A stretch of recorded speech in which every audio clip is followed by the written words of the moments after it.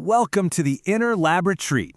Go ahead and mentally pull up a comfortable chair right by the fireplace because today, as your coach, I'm going to guide you through a truly profound explainer. We're going to journey together from feeling totally overwhelmed by demanding environments and draining people to becoming the empowered architect of your very own energy. We're talking about boundary stewardship, and trust me, it's a real game changer. So here's our roadmap for today's session. We'll start with Beyond the Toxic Label, move into Designing Inner Space, work through the SPACE exercise, and wrap up with the Foundation for Connection. All right, let's step right into the hard but incredibly rewarding work of authentic self-leadership. Starting with Section 1, Beyond the Toxic Label, we're going to dive right in and confront a super common defense mechanism that you've probably leaned on recently when dealing with difficult people. I want you to take a brief pause here and just answer this question in your head. Be totally honest with yourself. Who exactly is draining your energy right now? I mean, we all have that one person whose name just popped into your head, right? Got a name? Maybe two? Okay, good. Hold on to that because we're going to completely reframe how you handle them. Now here's the tough love truth from our source material. While throwing that toxic label on someone feels really good, like a protective shield, it's actually a symptom of self-abandonment. When you call someone toxic, it's often just a projection of your own felt powerlessness.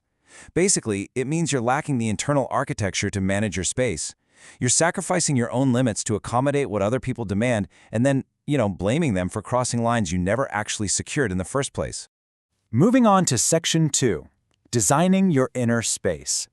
To fix all this interpersonal friction, we have to shift the focus entirely from diagnosing their flaws to taking active leadership over your own space.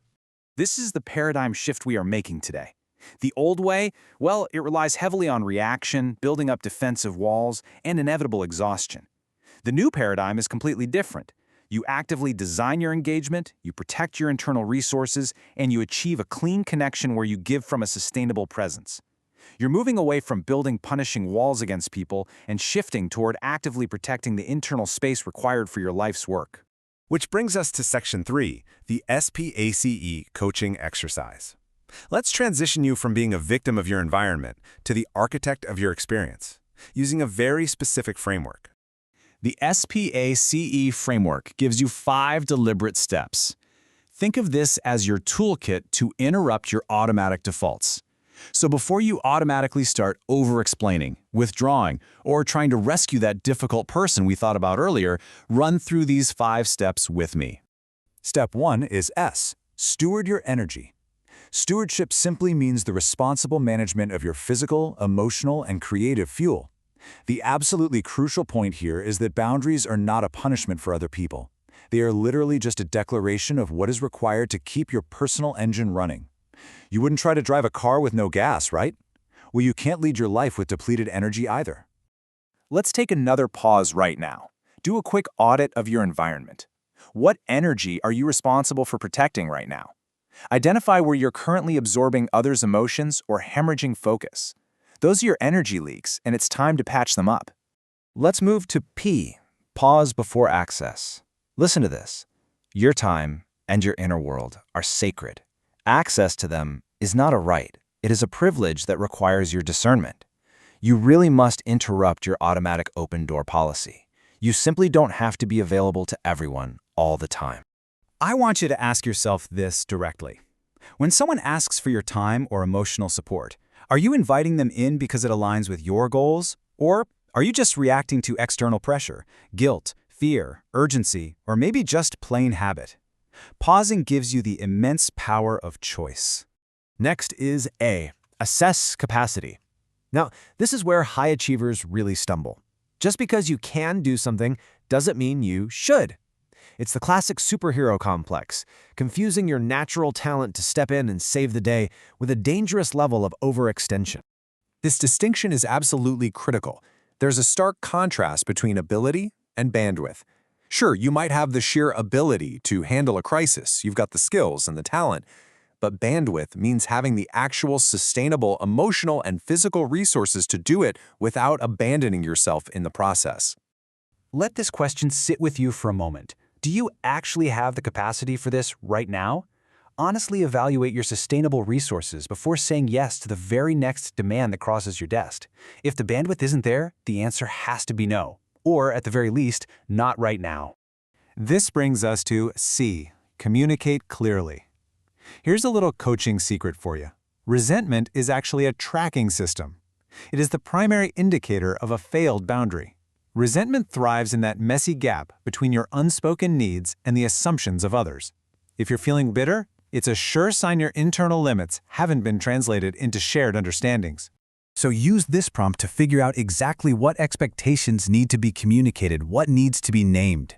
Don't overcomplicate it. You don't need a massive confrontation. You just need simple, kind, and direct communication to bridge the gap between your needs and their expectations. Finally, we reach E, embody integrity. Integrity, in this context, means ensuring your outer actions perfectly reflect your inner truth. Listen to this carefully. A boundary remains merely a wish until it's transformed into a lived choice. This is the moment your stewardship steps out of your head and becomes completely visible to the world. So depending on your unique situation, embodying integrity takes physical action.